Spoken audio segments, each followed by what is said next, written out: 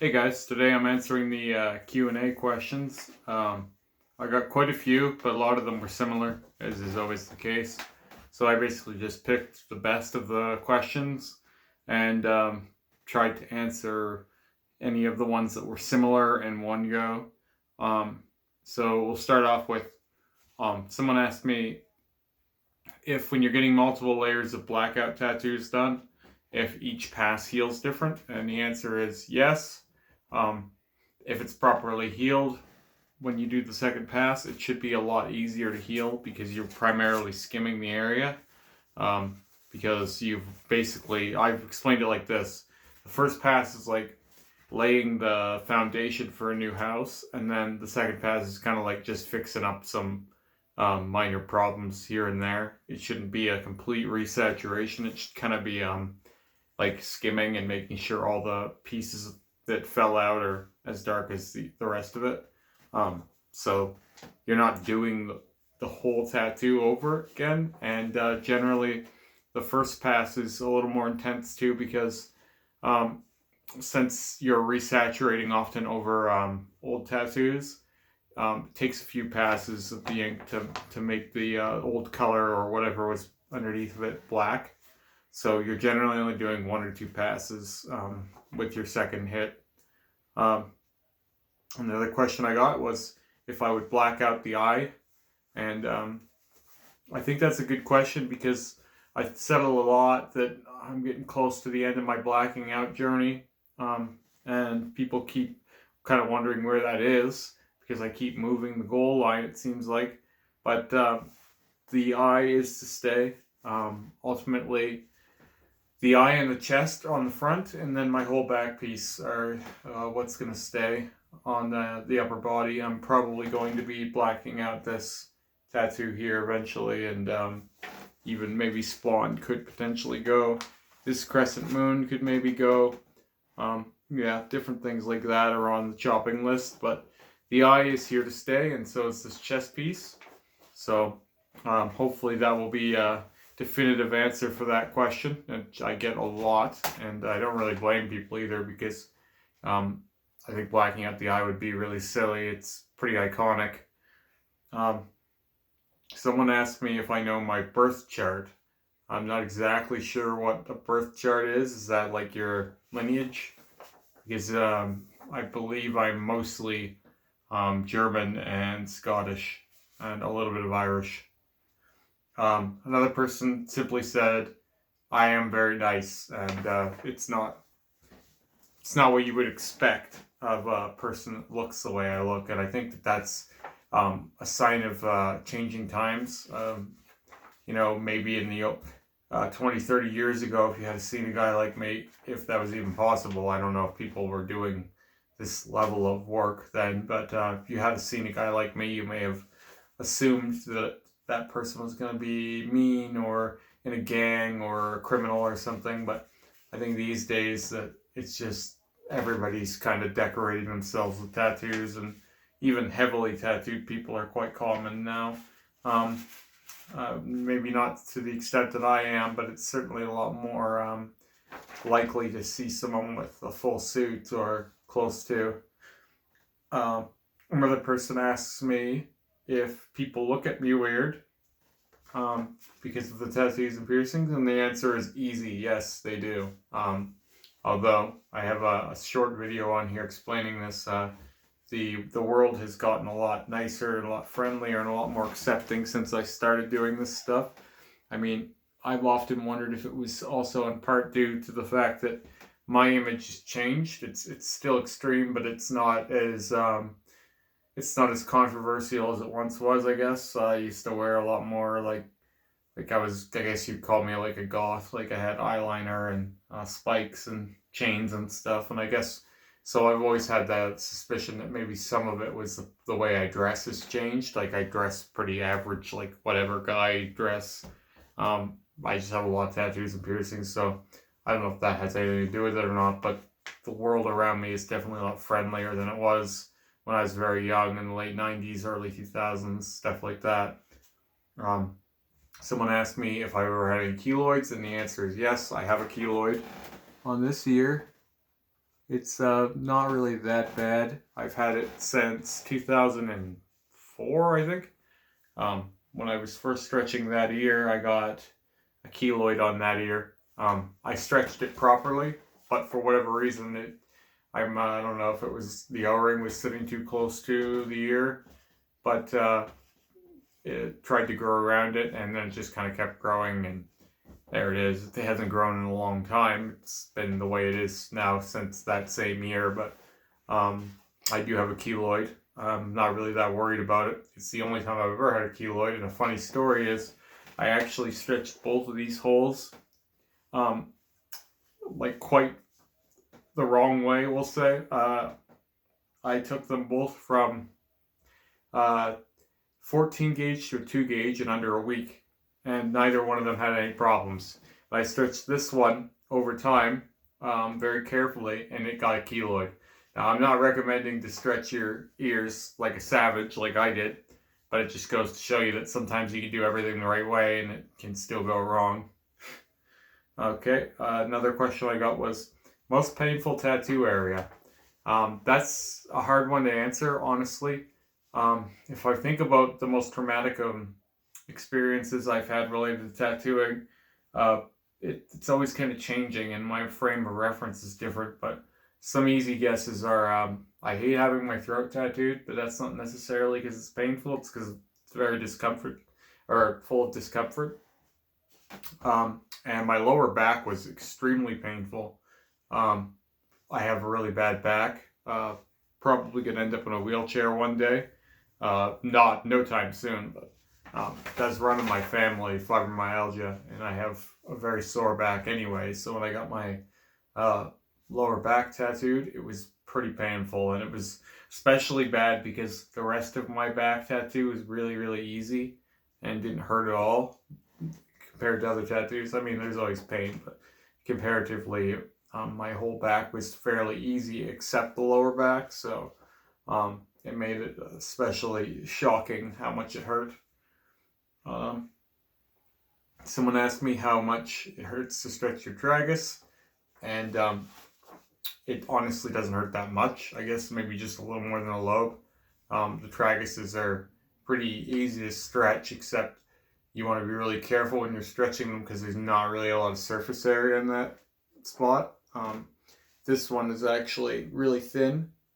This one is quite thick. This one, for whatever reason, just thinned out a lot on one side.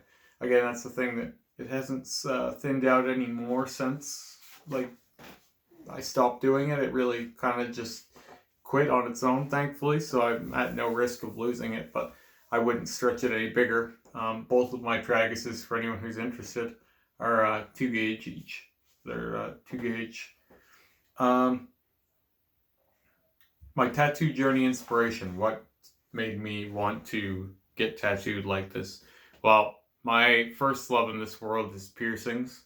And I just remember being a very young kid and seeing music videos of metal bands, and you would see an odd piercing or whatever. And I think I remember seeing someone with their eyebrow pierced in a music video, and I always wanted to get my eyebrow pierced. And so growing up, as a teenager, I got my first facial piercing when I was 12, and then I just kind of continued down that path. And then when I was 18, it just was naturally kind of the progression that I would get I would get a tattoo as well. I was fairly heavily pierced by the time I was 18, and at the same shop I was getting pierced at, the tattoo artist was extremely good. He did this chest piece, for example, and quite a few other tattoos on me. But it was just kind of a natural shoe-in sort of thing. Like, of course, if you're getting pierced, you're going to have interest in tattoos too. That's not always the case, but it was for me. So that's kind of where that started, was I just liked the image and decided to pursue it. What else? Tips and tricks to heal with tattoo pain. So when I get tattooed, I make sure I'm not doing anything strenuous after it. I've said a number of times on the channel that I don't do any working out or anything like that for the first couple days.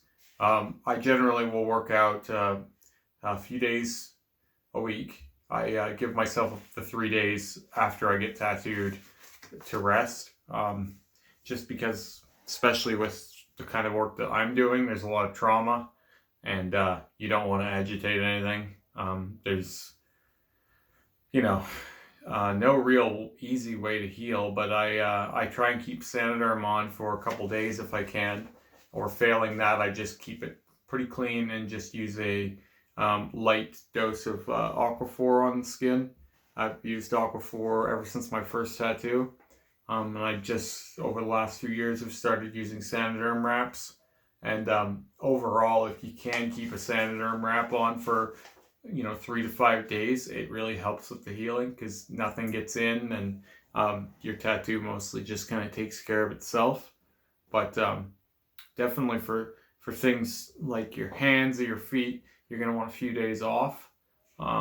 Some tattoos you can work on, but I like to do all of my tattoos at the start of my weekend. So if I have Wednesdays and Thursdays off and I go back on Fridays, I like to get my tattoo out of the way Wednesday morning so that I have a few days to rest and relax and kind of recover from it, and not have to do anything too strenuous. Another person asks if I'm going to black out my legs, and the answer is yes. I would assume that my blackout legs are going to start next year, just because I've got a lot to wrap up before this year's over, and I've already got some confusion as to how I'm going to continue once my tattoo artist leaves the city. But I'm sure I'm going to figure that out. That's not really stressing me out too much. It's just, I like to set realistic goals in this kind of a world, and I think it's realistic to assume that if I got my whole torso done in 2019, then 2020 would be a good time to go at my legs and probably get those pretty close to finish too. My legs are about 85% covered. So it would be about deciding what, if anything, I'm keeping. And there's a lot of pieces down there I do like, but they're not all connected like my torso was.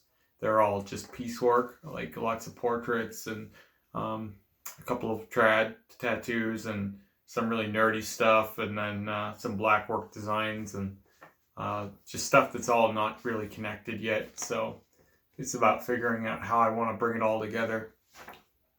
Favorite high school band? If you're talking early, Korn. I was a big Korn fan when I was quite young. And then as I got a little older, I got more into European metal and stuff. And I became really interested in Nightwish and Cradle of Filth. And those two bands kind of inspired me in that direction. And I explored those genres more fully. And neither of those bands are my favorite bands now. But I do see them both as gateways for me into a new direction musically when I was young. Another person asks, how do I handle so much healing? So when you have multiple parts of your body healing all at the same time, pretty well my whole existence is in some amount of pain for the most part. And people wonder how I'm okay with that, like always being sore, or like my wife goes swimming with her family, I can't come, and different things like that. And it really is, some people sometimes think that if they had all the money, they would get tattooed all the time. But you don't know what it's like until you are tattooed all the time. And I'm not saying, oh God, poor me by any stretch of the imagination, but there's a lot of stuff that you can't do when you're getting tattooed all the time. Like be on a consistent gym schedule, for example, or go swimming. Like I said, there's a lot of days where you're really sore, where even depending on where you're getting tattooed, even just bending over is painful. There's a lot of stuff like that. Or there'll be days after a tattoo when I'll go home and I'm pretty well done. Like I need to rest. And that's good every few months for most people. But for me, that's a reality every week, sometimes twice a week. So it is a different lifestyle. It's a lot for someone who wouldn't know.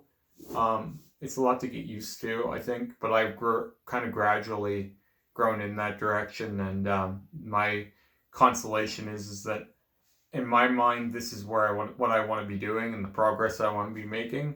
So whatever it costs me, it costs me. It doesn't seem as bad to me because of that. A final question that I got from 4 people was if I was going to tattoo my eyes black, and my answer to that has been several times, but I'll have it here now too. I'm not going to tattoo my eyes black ever, and if I was going to do that, I would have done it already. It's not like it's something I couldn't do. It's something I don't want to do, and the reason why is quite simply because I don't think I'll look like me anymore. To me, no shade to anyone who has tattooed their eyeballs, eyebrows. But for me, a big part of my face is my eyes. And I don't know if I would recognize myself anymore. And though lots of things change about me over the years, the one thing that's never changed about me is my eyes. And that's the one thing that I'm never going to change. Those eyes will be the same when I'm very, very old. And there is one other reason, is because I am at a low risk for glaucoma too. I have pretty bad eyes, as most people know. Glaucoma means you might one day be blind. So I don't really want to agitate that any more than I already am at risk. So yeah, there was a few other questions, but there was a lot of stuff that they got private answers, or they weren't quite appropriate, or else I just didn't want to answer them. So I feel like this is enough for the first Q&A, but it will be something that I end up doing again. So I hope that people have found this entertaining or interesting. And yeah, look forward to the next one. You guys have a good day.